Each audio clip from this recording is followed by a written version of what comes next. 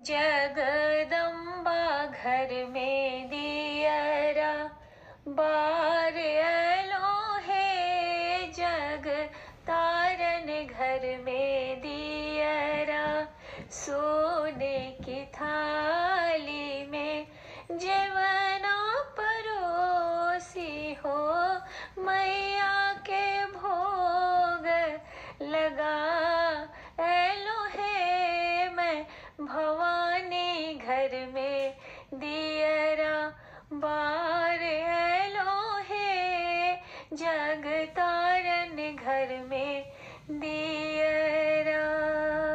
जय भोलेनाथ दोस्तों, मैं हूं मंजू कुमार, आप सभी को दिल से स्वागत करती हूं अपने चैनल शिव परिवार में। तो कैसे हैं आप सब, ये बताने के लिए कमेंट बॉक्स में जय भोलेनाथ अवश्य लिखिएगा। तो चलिए दोस्तों, आज हम इस वीडियो में जानेंगे कि कन्या पूजन हमें अपने घर में कैसे करनी चाहिए। दूसरी बात ये जानेंगे कि कन्याओं को कौन सी एक चीज हमें जरूर देनी चाहिए जो देना अति शुभ होता है, अगर आप नहीं दीजिए तो कन्या पूजन आपकी अधूरी रह जाती है। तीसरी बात ये है कि और हमें कन्याओं को साथ में क्या क्या देनी चाहिए। चौथी बात बहुत ज़रूरी है दोस्तों जानना आपके लिए, क्योंकि ऐसा आप नहीं कीजिएगा तो पूरे 9 दिन की पूजा पाठ का कोई फल नहीं मिलेगा। तो बात यह है कि कन्याओं को अपने घर से विदा करने के बाद कौन सी गलती हमें भूल कर भी नहीं करनी चाहिए। और पांचवी बात यह है कि पहले हमें हवन करनी चाहिए या कन्या पूजन। तो इन सभी महत्वपूर्ण बातों को हम इस वीडियो में जानेंगे, तो आप बने रहिए मेरे साथ मेरे चैनल शिव परिवार पर।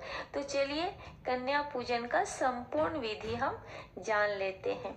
दोस्तों, कन्या पूजन में हमें 9 कन्याओं को बिठा के खिलाना चाहिए और साथ में एक लड़का एक बालक को जरूर बिठाना चाहिए भैरव के रूप में।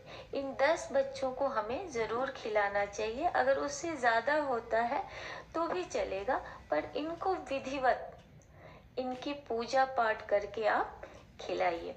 सबसे पहले आप उनको बहुत अच्छे से निमंत्रण देकर बुलाइए। जाके उन छोटे बहुत छोटे हैं तो उनकी माँ से जाके बोलिए। जब वो आपके घर आए तो सबको एक साथ बिठाइए। पहले उनको पाँव धोइए, एक थाली में एक प्लेट में थोड़ा गंगा जल फूल डाल के पाँव धोइए। फिर अच्छे से उनका पैर वगैरह सब अच्छे से पोंछ लीजिए। पोंछने के बाद आप कन्याओं को महावर जरूर लगाइए, अवश्य लगाइए। महावर लगाइए, बिंदी लगाइए, अगर हो सके तो चुन्नी वगैरह लाल हो तो उनके सर पे आप रख दीजिए। उसके बाद मौली बांधिए उनके हाथ में, कुमकुम का टीका लगाइए। हो सके अगर बिंदी है आपके पास तो छोटी छोटी लाल लाल बिंदिया लगाइए। एक और महत्वपूर्ण बात है दोस्तों कि छोटी बच्ची को हम कन्या पूजन करते हैं।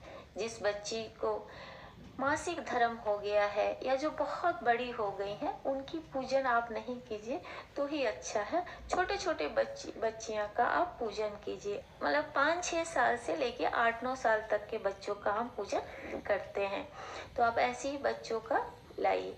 और अगर बच्चियां आपके पास 9 नहीं है, अगर कम है, तो उन्हीं को रिपीट करके 9 बार उनका मुंह जूठा करा दीजिए। तो ये आप कर लीजिए। फिर आरती कीजिए उनको कुमकुम वगैरह लगा के मौली वौली बांध के आरती करके प्यार से फिर उनको खाना खिलाइए। सबसे पहले मीठा उनके थाली में डालिए, जो भी आपके घर में बनता है। जैसे हमारे यहाँ काला चना, सूजी का हलवा और पूरी बनता है, बहुत जगह खीर बनता है। तो जो भी बनता है सबसे पहले मीठा दीजिए, उसके बाद पूरी सब्जी दीजिए और उनको प्यार से खिलाइए, पूछ पूछ के खिलाइए। अगर बहुत छोटी बच्चियां हैं तो आप अपने हाथों से खिलाइए उन्हें। और जब वो खा लें तो एक अच्छा सा प्लेट में, उनको बेसिन के पास मत भेजिए कि वो हाथ धोएं।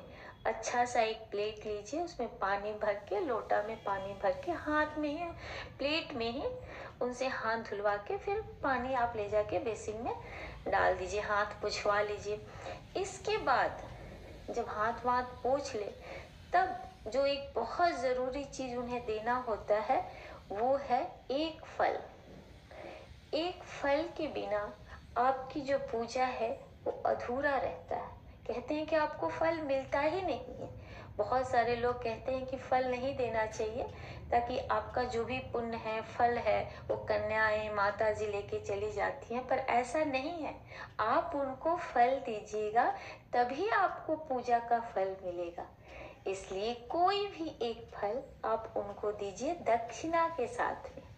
11, 51, 21, 101, जितना भी आपको श्रद्धा हो, एक केला लीजिए, एक सेब लीजिए, नहीं तो 2 केला लीजिए, उसमें कुछ दक्षिणा डालिए और उनके हाथ में अपने हाथों से दीजिए।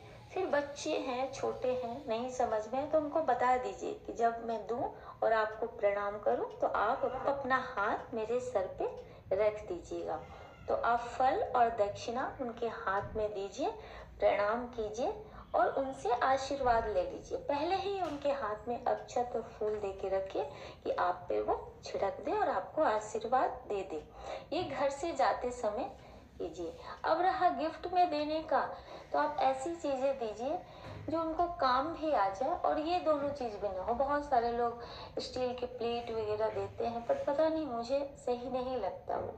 पूजा पाठ में फूल, पित्तल, चांदी, सोना, ये सारी चीजें शुद्ध मानते हैं। तो आप ऐसी चीजें दीजिए जो उनके काम आ सके। तो कुछ मीठा भी दे दीजिएगा। चॉकलेट वगैरह बच्चे पसंद करते हैं, तो इस तरह का दीजिए। सुंदर सुंदर हेयर बैंड आता है, आप वो दीजिए। चूड़ियाँ दीजिए, चुनरी दीजिए। आप उनको छोटे छोटे, आप कोई पित्तल का छोटा छोटा बर्तन है वो भी दे सकते हैं। सुंदर सुंदर बॉटल आते हैं, वाटर बॉटल, वो आप उनको दे सकती हैं। पेंसिल का सेट दे सकती हैं, कलर का सेट दे सकती हैं, रंग बिरंगा। तो इस तरह आप उनको दीजिएगा। हाँ, अब दूसरी बात ये है कि अगर वो गई तो स्वाभाविक है कि बच्चे हैं तो घर तो थोड़ा गंदा करेंगे, सब्जियां वगैरह गिराएंगे या थोड़ा फूल वूल गिरा रहेगा, तो आप उस समय कुछ भी मत कीजिएगा, कपड़ा से भी मत हटाइए। 10 मिनट, आधा घंटा बाद आप कपड़ा से साइड कर दीजिए। झाड़ू पोछा मत लगाइएगा, शाम में लगाइएगा, अंधेरा मतलब सूर्यास्त से पहले लगाइएगा। उस समय गलती से भी मत लगाइएगा। माता रानी का वास होता है। कहते हैं कि बहन बेटी या कोई भी घर से जब जाता है तो घर में झाड़ू पोछा हमें नहीं करना चाहिए। तो माता रानी तो हमारे घर की बेटियां होती हैं, बेटियां लक्ष्मी होती है, तो वो जाती हैं तो झाड़ू पोछा नहीं लगाना चाहिए। तो उस समय आप कुछ भी मत कीजिएगा। तो ऐसे आप पूजा कीजिएगा। अब बात यह है कि बहुत लोग पूछता है कि नारियल हम माता रानी को फोड़ के चढ़ाएं या साबुत चढ़ाएं।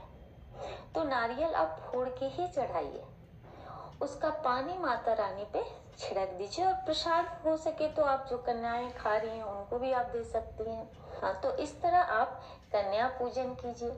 ये भी बहुत सारे लोग पूछते हैं कि कन्या पूजन पहले करें या हवन पहले करें।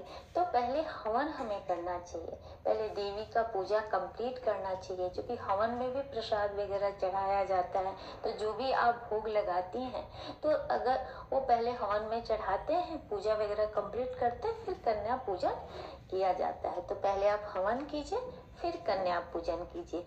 बहुत लोग अष्टमी को कन्या पूजन करता है और ज्यादातर लोग नवमी को भी कन्या पूजन करते हैं। तो जो भी आपके घर का रिवाज है वैसा आप कीजिए। अगर अष्टमी को करना है तो आप अष्टमी को कीजिए, नवमी को करना है तो नवमी को कीजिए। तो इस तरह आप मन से, दिल से कन्या पूजन कीजिए। तो ये रहा हमारी छोटी सी जानकारी दोस्तों। अगर पसंद आएगा तो आप लाइक जरूर कीजिएगा, अपनों में शेयर कीजिएगा। तो जय भोलेनाथ दोस्तों, धन्यवाद।